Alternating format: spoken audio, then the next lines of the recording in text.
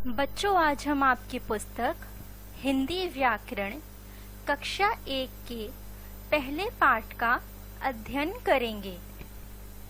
भाषा भाषा को हम अंग्रेजी में लैंग्वेज कहते हैं। बच्चों, इन चित्रों को देखें। बच्चों, यहाँ देखिए। यहाँ दो बच्चे आपस में टेलीफोन पर बात कर रहे हैं। वह दोनों एक दूसरे की बात को सुनकर समझ रहे हैं।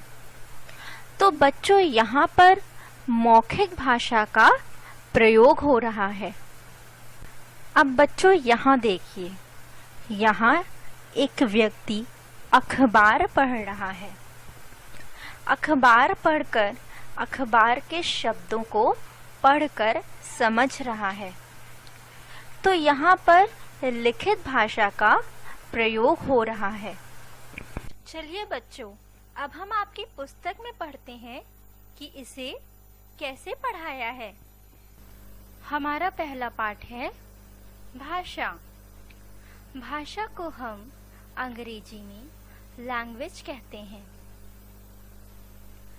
आओ बच्चों, इन चित्रों को ध्यान से देखो। इस पहले चित्र में एक अध्यापिका बच्चों को पढ़ा रही है। इस दूसरे चित्र में एक बच्चा अपने नोटबुक पर लिख रहा है। और इस तीसरे चित्र में चिड़ियां चींची कर रही हैं।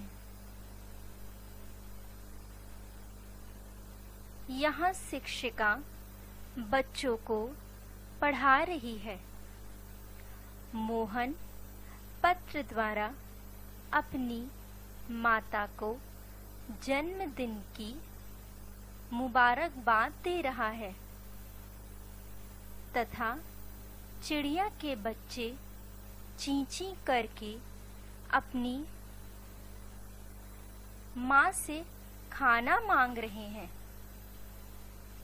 शिक्षिका, मोहन, चिड़िया के बच्चे सभी अपनी अपनी भाषा में एक दूसरे से कुछ कह रहे हैं।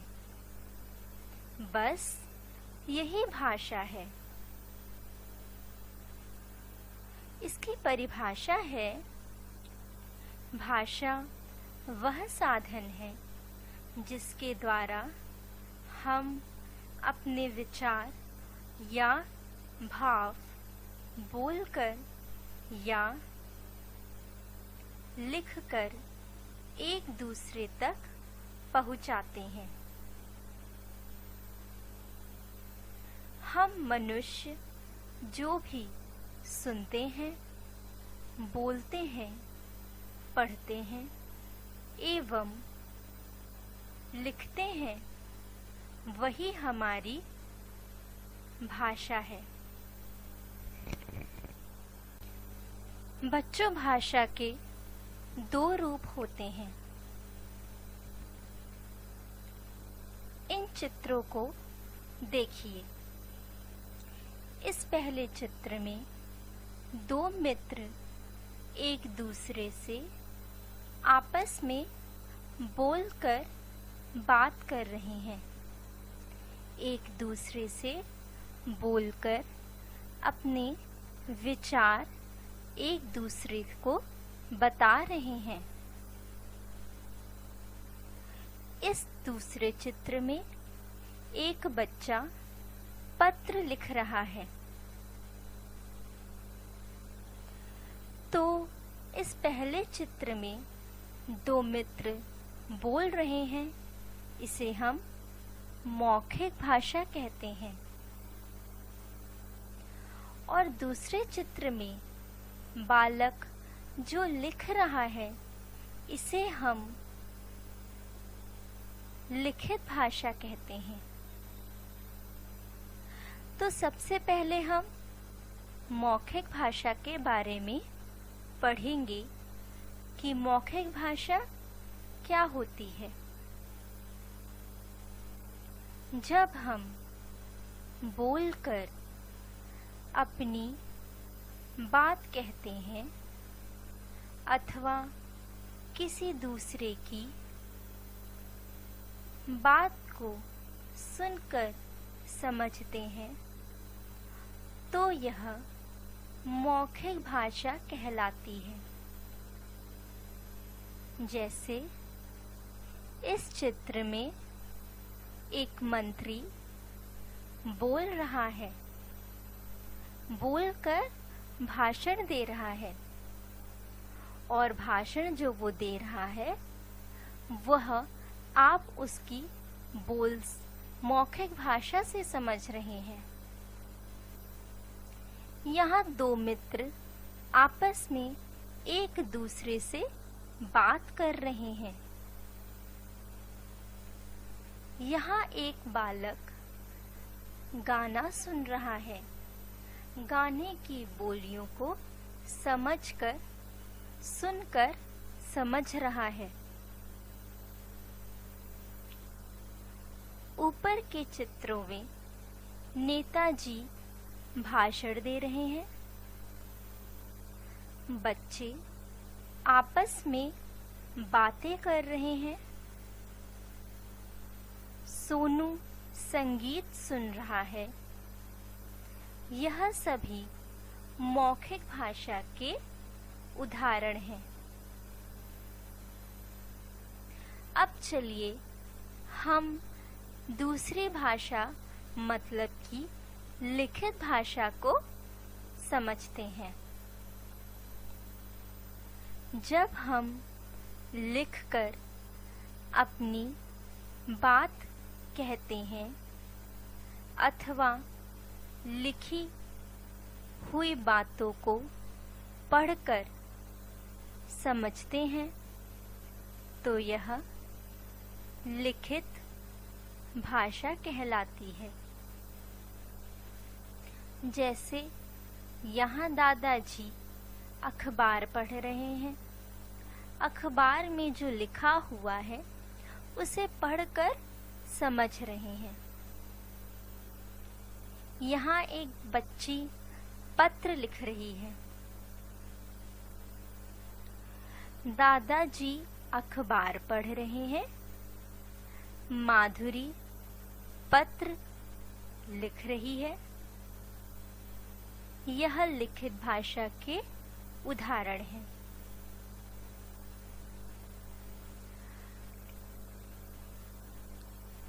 हमने सीखा।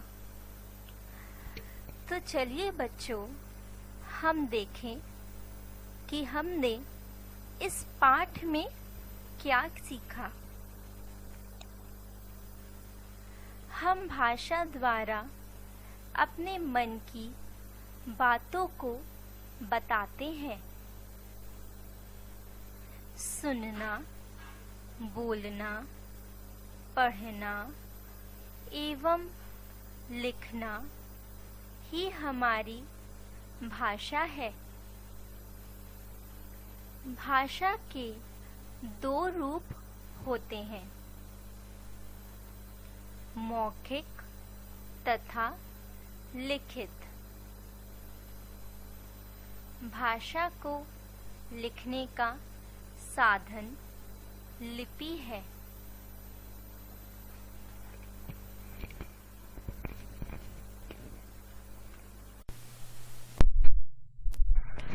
अभ्यास। अभ्यास को हम अंग्रेजी में एक्सरसाइज कहते हैं। पाठ की समझ। पहला, निम्नलिखित प्रश्नों के उत्तर दीजिए। क, भाषा किसे कहते हैं? बच्चों, भाषा वह साधन है जिससे हम अपने मन की बात को दूसरों तक पहुंचाते हैं। ख, हम भाषा का प्रयोग क्यों करते हैं? हम भाषा का प्रयोग इसलिए करते हैं कि हम अपने भावों का, विचारों को दूसरों तक पहुंचाने के लिए हम भाषा का प्रयोग करते हैं। ग, भाषा के कौन कौन से रूप हैं? भाषा के 2 रूप हैं, पहला मौखिक और दूसरा लिखित। भाषा की समझ। दूसरा, सही शब्द चुनकर खाली स्थान भरिए। क, हम अपनी बात बताते हैं। हम अपनी बात कैसे बताते हैं? सुनकर या लिखकर? हम लिखकर अपनी बात बताते हैं। ख, हम अपनी बात कहते हैं। हम अपनी बात कैसे कहते हैं? बोलकर या पढ़कर? हम अपनी बात बोलकर कहते हैं।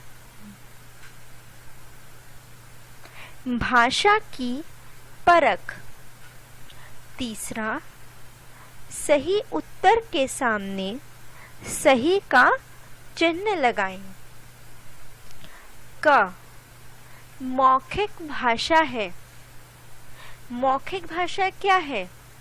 पढ़ना, लिखना या बोलना। मौखिक भाषा है बोलना। ख, भाषा के प्रकार।